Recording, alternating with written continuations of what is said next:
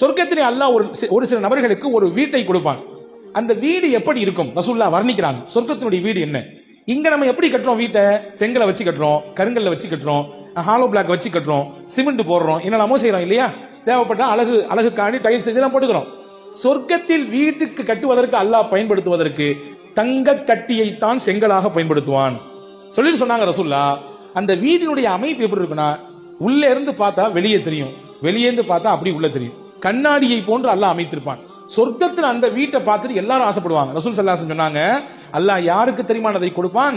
4 பண்பு உள்ள மனிதர்களுக்கு அல்லாஹ் கொடுப்பான். லிமன் அத்அமத்ஆம், ஏழைகளுக்கு உணவு கொடுத்தவர்.